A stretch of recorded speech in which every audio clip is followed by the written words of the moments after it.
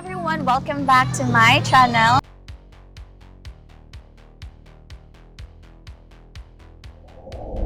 So for today's vlog, I have a guest, the regular guy, Scott. Good to meet you. Good to meet you. So how are you? Well, good. I mean, we come up to the Sunday Valencia market and it's my usual habit, I guess. Yeah. But I'm usually just hanging out by myself, but now I got a good girl here, so we're hanging out today. Yeah, I think we have planned doing this interview for like, I don't know how long, but finally we're here. Yeah, I thought you didn't want to do because it kept Rescheduling. Yeah. I just don't know what to talk about. Yeah. But you gave me a lot of ideas to talk, so here we are. So first, I want to ask your background. So obviously you're white. White guy, yep. Where are you from? Can you tell us where you're from and why you're here in the Philippines? Born and raised in Vancouver, and when I was 19, I met a girl on the newly formed sort of Yahoo chatting sites. Oh. And we met, okay?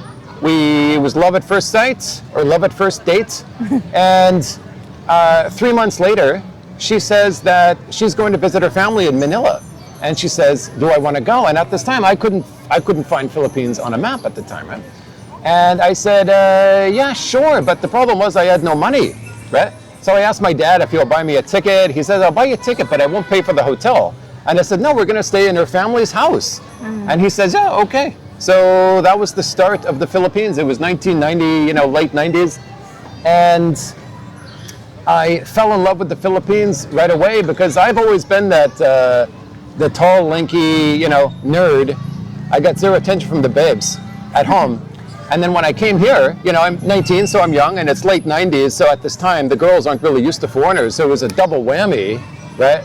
And this double whammy just made me fall in love with the Philippines because, hey, what 19-year-old doesn't like girls, right? Yeah. And so when I finally got attention from girls, that's what made me fall in love with the Philippines. And then I kept coming back, and as I got older, I'm now 40, in my late 40s, and I'm still coming back here, and it's sort of less to do with the babes, and it's more to do with sort of living a relaxing life.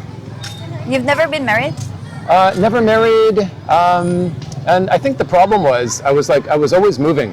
Even as I was a teacher, I was always moving. So that was 22 years I was teaching, and every year I'd sort of go to a different city.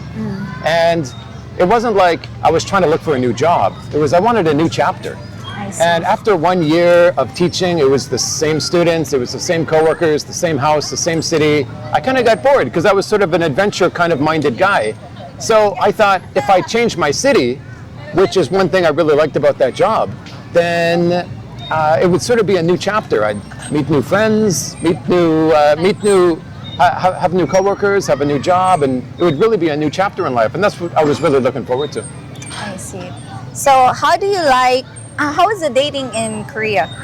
Because since you've been living there for a very long time. Yeah, the thing is, at the beginning, I had so much attention from the girls. And it was because of that, it was fun. I loved having this attention from girls in Korea. And then sort of as the time went on, I had a few long-term relationships, and every time the relationship ended, it was years, the dating scene changed, right? And so sort of over the 22 years, things really changed a lot. And of course, if I went there now, I'd get no attention, right? Because if you want to have a girlfriend there in Korea, you got to live there. You got to have a job there. You got to have a life there. You're in an apartment. No one's there. No one's going to date a guy if he's living in a hotel. Whereas here, the girls don't really care, where you're living, right? So yeah, it's tougher there, but the girls are beautiful. They're not really down with the foreign guys because they really got a bubble, right? And I've known girls in Korea they are looking for a foreign guy, and it's specifically because they want to get out of Korea. I see. So are they open in a very huge age gap relationship, the Koreans, or? Never. It would be the same as the West. They would go 5 years. I think I've had a 10-year gap before, but they don't go beyond that because they've got that Western mentality. Any really rich country, the wealthier the people get, the more limited they become. I see. So you've mentioned before about the dating in the 90s, the Yahoo. You know, there's still no dating apps before, dating sites. It's only like Yahoo, right? Like Yahoo Messenger. Is that what you? Yahoo Chat. Yahoo Chat. Yeah. So, how different it is the dating scene when you were younger compared to the dating scene now in the present? Well, like in the 90s, I was doing like Vancouver chat because I'm from Vancouver, and I wanted to talk, and it was like flooded. It was flooded with people. Like there would be Vancouver chat room 1 with 20 people, but there would be like 10 different chat rooms, and you could float from one chat to another. But it was so busy, and everyone was sort of excited because like the internet was new, right? Well, like Yahoo Chat was new. It was the new thing. It was brand new, and it was like, I thought it was fascinating. Like I'm actually talking to people on the other side of Vancouver and sort of becoming friends with them because I'd be in the chat room every day because it was exciting to me. I remember sometimes I'd wake up at 4 a.m. in the morning and I gotta see who's on the chat. I mean, the internet was new at the time, right? Now it's no big deal, and now it's become mundane, and now it's kind of like sort of like dating scene. Like there's no point really doing dating, but some people do have success on the dating sites, but it is, I wouldn't say a needle in a haystack, but the problem is there's one girl started making a lot of money from her simp boyfriend who's in maybe America or Netherlands or whatever, and 10 people in the village, they found out about it. Yeah. And the village or the city, her people that she knows, and so they wanted to start doing the same thing. And I know this, like, this is well known. And so because of this, it became more of a, like, you got to first suspect this girl's after money until you really get to know her. But like, I give the same advice to everybody when it comes to the dating sites, the chat rooms, the Tinders and whatnot. It's like, if you just don't give money, you can't get scammed, right? Yeah. And if she doesn't talk to you because you're not giving her money, then you know what her real intention was. Yeah. Yeah, but this goes the same to the men. They want exchange without money, mostly. They want to exchange? Yeah. What do you mean, nude pics? Yeah, nude pics. Yes, and I'm surprised, like almost every single girl I talk to, I noticed 2 things. And one of them is that a lot of girls on the dating sites had a Filipino boyfriend who cheated, and the girl's like, I'm never dating a Filipino again, right? Because when they grow up, they're around Filipinos, and that's their comfort zone. Yeah. So they're not interested in foreigners until they sort of get hurt by a local guy. And then they see this trend, well, my friend got hurt, and so I don't want to get hurt again, so I'm going to now go, it's like a switch in their mind, right? When they switch over to the foreign guy. And then I said there's 2 trends, right? I think you did. Yeah, I did. One of them was that, and then the other one I can't remember. I forgot. Sorry about that. It's okay. So you are here now in Dumaguete. How do you, I know you've been traveling a lot around the Philippines in the past couple of years. How do you find Dumaguete? Let me see. Well, yeah, because the thing is, it's like, sort of, if I'm in Canada, by default, Vancouver is my home, I just know. But see, the thing is, when a foreigner comes to the Philippines, he doesn't have that default, okay? So I was traveling around prior to here, coming here, and it was, I think 2 years I was traveling around. And the goal was to find the place that I wanted to live. And some guys I know, like, they can't believe that of all that traveling, I never really found like the place, right? But I think the problem was that I was looking for the perfect place instead of a place that's good enough. And so when I was living in Cebu, I thought, this was recently, just several months ago, but I thought, okay, it's going to be Cebu, Bohol, or Dumaguete, okay? And so I was in Cebu for 6 weeks waiting for my bike. I was in Lapu-Lapu. I was waiting for the ORCR. And the bike came, and by 6 weeks, I was like, I gotta get the hell out of Dodge. Okay, this is just way too busy. Like when I'm in Cebu, I will just go to the place I need to go to and come back. And it's like, I'm so thankful to be back home and park my bike because it's just so chaotic. It's like, it's so chaotic, the roads. Yeah. And it sort of demotivates you from going and traveling around. And so I went from there to Bohol, and my big plan was, ever since I was in love with the girl from Bohol, I wanted to live in Bohol. That was my dream. And so I got an Airbnb in Tagbilaran City, and it was going to be 1 month. And then from there, I was going to look for an apartment. Yeah. Okay. But what happened was, after 2 weeks, I'm kind of like, this is not. I'm just not feeling Bohol. You know, it's kind of weird. It's like the fantasy is different than the reality. Yeah. And so I was in Tagbilaran, and then every single day I would just go down to Penglao. I would have my favorite, like, it was like a yogurt fruit drink, right? Yeah. And I'd have a coffee, and then I'd go to the beach and hang out there, and then I'd ride my bike back to Tagbilaran and, you know, go on the internet or something like that. But I thought, geez, you know, I just don't see many options here, right? But before I left for Bohol, somebody said to me, another foreign guy, he says, Dumaguete is better, there's just more happening, right? And so I was thinking about this. And I thought, yeah, you know, he's right. You know, like, there's Darwin, there's beaches, there's Bacong, there's Valencia, there's this Valencia market. And yeah, that's true, there is just more happening in Dumaguete. So I only stayed 2 weeks at the Airbnb in Tagbilaran in Bohol. I canceled it, I got a bit of a refund, and I came to Dumaguete because my friend hooked me up with an apartment, right? And so moved into the apartment, and I just started making a life, and I was like, okay, I'm just gonna stay in Dumaguete. Dumaguete is gonna be I thought at the time, I'm gonna be here at least 6 months, right? But you gotta remember, like 6 months for most people is a short time. For me, it's a hell of a long time, because I was moving every single day before. And so now, I'm leaving later this month, and by the time I leave, it'll have been in exactly 5 months. And the 5 months went by very fast. And if anyone's gonna move to Dumaguete, like the number one advice I would give you is don't go on that Cebulan side of Dumaguete. Go on the Dawan, Bacong side of Dumaguete. So much more nicer. But if I was gonna stay in Dumaguete, I would leave my place and move to Dawan, okay? But because I want to go to Dipolog, I'm not going to do that because I would have to sign another 6 months, and it would be a hell bringing all my stuff over there. You know, I got to stay. So I'm just going to cancel that plan, going to Dawan. But if I ever did come back to Dumaguete, I would definitely 100%. Don't even think about it. You got to live in Bacong or Dawan. Why is it? It's just so peaceful, and you got these like you know, Uzi Beach. Oh yeah. Yeah, and you got the beaches over there. You got like craft bars. It's like really like the true definition of a chill place to live. And like there's a reason why a lot of foreigners live over there in the Bacong Dawan area. It's a chill place. It's cool. It is. Where I live, like there's no sidewalks. Where are you living right now? I live in the airport area. Ah, okay, Yeah. I see. We're And- very close. Like actually, it's near your old house where you were living before, and there's no sidewalks. It's noisy. It's like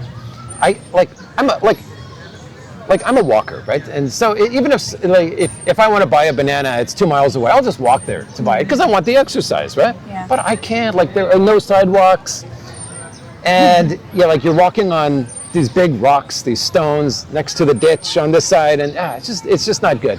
No. If I'm coming back here to Dumaguete, and keep it in mind, we live in the Bacong, Dawan area, yeah, 100%. Or Valencia.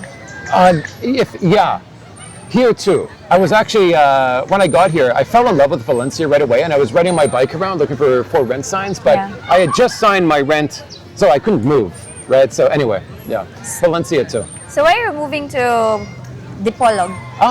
Well, the one thing I really like about Dumaguete is that you got the ocean, boardwalk, which is like a park basically, and then you got the downtown. It's not just Dumaguete, it's downtown city center Dumaguete. Yeah. And I really like that formation. Like they don't have that formation in Cebu, okay? They don't have that formation in almost every other city I've been to.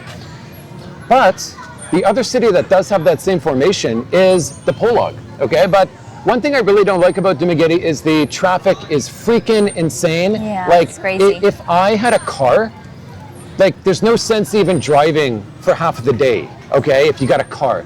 Now, I can survive because I got a scooter and I could just go around the traffic, but the problem is like every red light, it's like 2 mile long. Like how do these people at the back finally get through, right? I don't know how they do it. But the traffic is nuts. The road system was made for a city of 25,000 people, but there's like 150,000 people here. The road system is just not made for the population that's here. Yeah, there's more people now here. But in Dipolog, they got the same amount of people. But like I've been there 3 times. You wouldn't know it. And I think just the way it's structured, like it's a lot more grid style. As I know, there's no one-way roads. Like they got a lot here. Like I get in trouble sometimes because I go down a one-way road and I'm thinking like, how the hell am I supposed to know? Like There's a sign. there's a sign up there, but you know, I'm looking here, right? Yeah. So, is Dipolog very touristy area? Dipolog? Yeah, like there's a lot of foreigners living there. Man, it's like Dumaguete without the foreigners.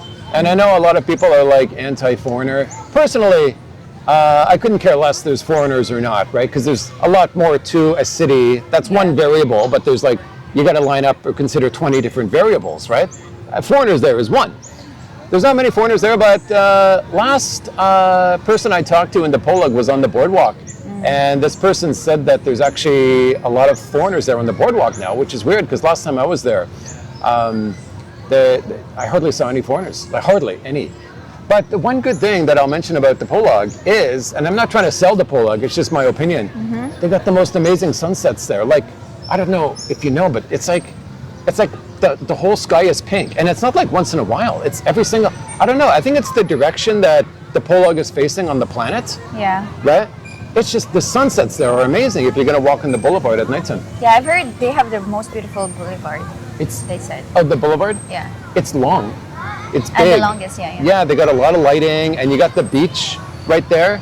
It's not like Dumaguete here, where it's like the water comes up to the boardwalk. Yeah. In Dumaguete, in Dipolog, they got like a long beach, and the water's over there. So that's a nice addition too. Yeah, I like Dipolog. Do they have white sand or? I have never been to a Dipolog. Dipolog, yeah, they got the islands out there where they got the white sand. You know, if you get a ferry boat out there, these small islands. But Dipolog city itself, it's clean. I mean, the sand is clean.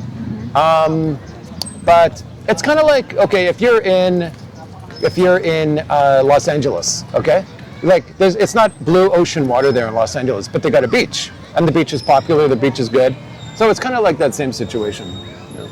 Okay. So I want to ask you a little bit more personal, if it's okay.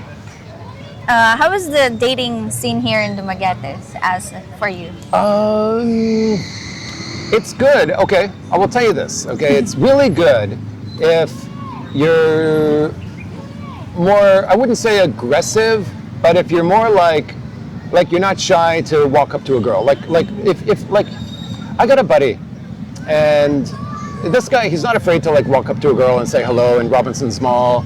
And this guy gets a lot of action. He gets a lot of girls because it's like almost every girl says yeah, because the thing is, he's not just walking up to a random girl. He'll wait for the girl to give some sign, like a smile or a look. Because the thing is, like, you can give your opinion, like a girl's not going to look at a guy if she's not interested. Yeah. Okay, of course. okay. She's going to ignore the guy, right? So you pick up on these signs, like you're in the mall, because the mall, good thing about the mall is it's like a neutral environment, right? It's new, it's modern, it's aircon, it's big, it's spaced out. And so if you approach a girl there, it's not so weird, and it's kind of like this mutual thing. You're looking at her and she's looking at you, and eventually you just, well, my buddy sort of waves her over and talk, and yeah, I won't get into too much detail about what happens after that, but he's happy. He's happy. I'm not the kind of guy who walks up to girls because, I don't know, I'm so happy being single. Like, I know I'm going to Dipolog, so I don't want to get attached to anyone, and because the thing is, I got a really weak heart, and this has screwed me up in the past. Like, You fall in love easily. I think I fell in love easy, but the thing is, I was like, when I was in Korea, there was 3 times when I was going to leave and get a job in China, but I ended up staying, and each 3 times it was because of a girl. So every time the girl, it didn't pan out anyway. So if I wasn't in that relationship, I would have gone to China and sort of had more of an adventure in life. But I know this about myself. And so I stay away from a girl unless you know, you meet online and you're just going to meet for a coffee, you know, and that's okay. But you know, so sometimes like you meet up with a girl like you met online, and it's just like a friend, like you're meeting as a friend, right? Because you don't meet up and it's like we're going to be boyfriend girlfriend. No, you meet up and you talk and you get to know each other, and then you decide from there. But yeah, like you were asking about Dumaguete, yeah. The girls, like, there's something I call a local culture, right?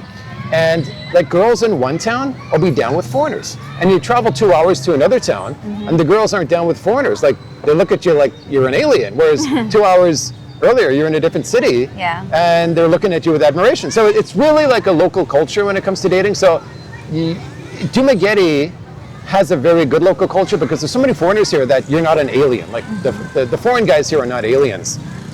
You're looked at as, can you give your opinion? How do local girls here in Dumaguete, because you're a Dumaguete girl, how do they look at a foreigner? So they see a foreigner, you can admit, you can be open. Are they seeing, oh, this guy's got a lot of... No, I think foreigners here are like part of the environment already because we've seen a lot of them. And I think what you're referring is some little towns that they are not used to foreigners and they're not open to dating foreigners. So it's normal here to see foreigners with a Filipina. Exactly, because what happens is like there'll be a college girl will have a foreign boyfriend and she'll tell her friends it's a good thing, right? And so this opens up sort of the spirit of society locally, but you go somewhere else and none of the girls had a foreign boyfriend, so they think the whole thing is weird, right? So that's one of the good benefits about Dumaguete if you're a single guy coming here. The girls are open-minded to foreigners, and that's a good thing.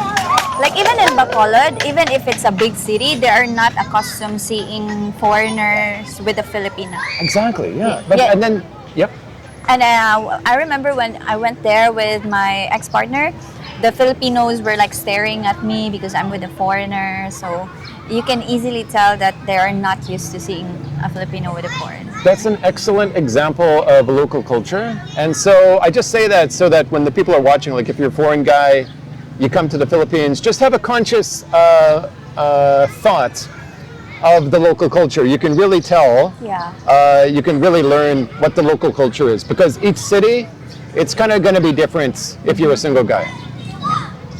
So how about in Bohol? I know Bohol is very diverse. They have lots of tourists, so they're used to dating foreigners. Very much. How was the dating scene in Bohol? Well, like when it comes to online, there were hardly any girls in Bohol. Like okay, so I'll give you an example. Like I was in Tagbilaran, and I was on Tinder at the time. Okay, and so Tinder doesn't go by location; it goes by distance. Okay, so like I wanted to reach all of, because I didn't care if I met a girl in northern Bohol, right? Just I wanted Bohol. And you can't choose Bohol, so you have to choose distance. So I saw, okay, what is the measurement? Is it whatever it was, 60 kilometers up to the top there? I forgot what it was. But 60 kilometers also reaches out to Cebu. Yeah. Okay, so I was getting all these girls from Cebu, like 19 girls from Cebu and one from Bohol. Okay, so there's hardly any girls online in Bohol. And the thing is, I was swiping left on all these Cebu girls, okay? Because, you know, they were pretty and whatnot, but I didn't want to go all the way out there to meet the girls. Left. And I thought, okay, if there's any girl from Bohol, I'm going to swipe right. Because something is better than nothing, right? So left. And then there's two problems. Sometimes I'll get to a Bohol girl, but I've swiped left so much, I swipe left on that Bohol girl. Damn it, right? And then the other problem was that I'm swiping left, and I'm looking for a Bohol, and there's Bohol. And I thought, okay, no matter what, I'm going to swipe right. But she's like, shit, man. So left again, and it's like regret because I want a girl there in Bohol. But no, I couldn't meet a girl in Bohol. Not that I'm giving like 100% effort like a lot of people. A lot of people guys are very efficient at it. But that might have been one reason. I mean, I was there for 2 weeks, but if I had met a girl that I liked, I definitely 100% would have gotten an apartment, would have stayed there. Because Bohol's one of these places where you need a girlfriend. You know, it's like, in Dumaguete, you don't need a girlfriend, there's a lot to do, right? And you can meet friends, other foreign guys, right? But Bohol, yes, would have made a big difference if you got a girlfriend there. Yeah. I see. So, I want to ask a personal question, if it's okay with you. I want to ask, what is your like long-term plan? Like, are you like staying here in the Philippines, or you are just like traveling around and go back to your country or something? Well, I mean, the plan at the beginning was, when I was in Korea planning to come here to the Philippines, the plan was, my dream was to travel around the country, right? And, you know, it's kind of like when you have a dream, it's this big, but then the reality and it's this big. So what happened was I went around the country twice and I lived my dream and I loved the excitement. I loved going to a different city and getting a new perspective on the Philippines, on that city, and just seeing what that city's like. Because the thing is, like, a lot of the comments I got under the videos when I went to a new city was, you can't know a city if you've only been there for a day. Yeah. Okay, that was like the most critique I got, right? But the thing is, like, it's like this. If you're in a hotel for a day, can you know if you like it or not? Yes, right? Why? Because like the pictures you see online is much different than the reality. So it's Yeah. no different than when you're traveling and you're actually in the city center. Like my system was, I'd go online on Google Maps and I'd book a hotel or look for a hotel in the city center. I just wanted the city center so I could walk around, see the action, right? And then just walk around. And yes, it's like every city's the same in terms of you got a road, you got a business, and then outside you got residential houses. But each city, town has its own different feel. Like some will have a river going through it, some will have a lot of coffee shops, some will have no coffee shops. Some, the girls are looking at you, and some they totally ignore you, and some the people say, "Hey Joe," and sometimes you're in a city and Zoe people says, "Hey Joe." So every city was different, and I found that fascinating. But the thing is, just being in a city, and I recommend it, like if anyone's coming out here, just being in a city for one day. Like, for example, if I said, "What did you think of Davao?" Well, if you've never been to Davao, you have no freaking idea, right? Yeah. But if you've been there for one day, your whole perspective on Davao changes. And you're not an expert on Davao, but at least you have an opinion on Davao, right? And so when I was traveling around, that was my main thing. I just wanted to stay for a day and sort of get used to the main thing is the vibe. I just wanted to get used to the vibe of each city. Yeah. I see. Okay, so I have one last question before we end this vlog. So, if of all the islands that you have traveled in the Philippines, which island would you see yourself staying for, like, if you have to retire, like settle? Island? Yeah, island. You mean settle. smaller island or like Luzon is an island? Or Like smaller? Okay. place. Okay, place and then I got a question for you. Okay, so the most impressive island that I went to, in terms of like, okay, like I mentioned before, vibe, right? The vibe that I liked the most was Bantayan Island. Bantayan, yeah. Yes, Bantayan Island. When you're traveling, there's two kinds of places, okay? There's the places you can go by yourself, and there's romantic places where you're not really comfortable going by yourself because you're the only guy who's by himself, Yeah. right? But Bantayan Island was one of these sort of more romantic places. Like, Yeah. I'm walking on the beach, I'm by myself. I'm at a coffee shop, I'm by myself. But it's a coffee shop on the beach, you know? And it's got that romantic vibe to it. So if you're on Bantayan, which is my favorite island, it's perfect, it's fantastic. There are a lot of foreigners, a lot of foreign food, a lot of foreigners owning a restaurant there on Bantayan in Santa Fe, the main city there. You got to have a girl with you there on Bantayan Island. And I think it probably is like that for most cities, for most islands, I mean, except for an island that you went to, and I wanted to ask you about it, Siargao Siargao, yeah. Island. You said you would live there, but you Yeah. can't because of your circumstances. But I wonder, because I've never been there. I was going to visit Philly Willie in the Philippines there, but it was rainy season and I just didn't go. Yeah. But I'm really curious about the vibe of, is it Siargao? Siargao, yeah. Siargao, yeah. What is it about Siargao that made you say you would live there if you could? Well, it has a very island vibe. I think the ocean, the surfing, because I like surfing and I love the food. They have lots of restaurants, and the locals are very nice. They're very, very kind. I think because they're used to tourists, so they're always like super nice. Yeah, there's a lot of things to do there. Okay. But the thing is, it's very expensive now in Siargao because it's like one of the biggest tourist area in the Philippines, next to Palawan. So it's impossible to live there because it's very expensive. Even the flights are expensive. Yeah, my friend is there and he's living in a room and he's paying 15,000 pesos for a room. Like equal to what if you're in Dumaguete, you'd pay like 8,000. He's paying 15,000. So it's like double there in Siargao because there's such an influx of Yeah. sort of short-term visitors. So like Airbnbs are popular and whatnot. Yeah. But you were staying in a hotel, I guess, when you were there. I was in a what do you call that? Shared room. Shared room. What is that? Like a hostel? Hostel, yeah. You're saying in hostel. Yeah, Okay. What were you paying for a night there? I think I was paying 800 pesos. Yeah, they do have cheap Yes. options if you're in a Yes. hotel. Yeah. I mean, they have expensive and cheap, Yes. but they have so many cheap because there's so many tourists go there. Yeah. Like Europeans, they're staying at the cheap place, but they still had room. No, there's It just was- like bunk beds, but the one that I had got is like there's a doors, so you have like a little privacy. Oh, okay. Yeah, it's Anyway, nice. It's air conditioned. I want to check out Siargao and check out the vibe there, but I Yeah. probably won't live there because, you know, you get a crappy place and it's pretty expensive. It's so, very expensive. Yeah.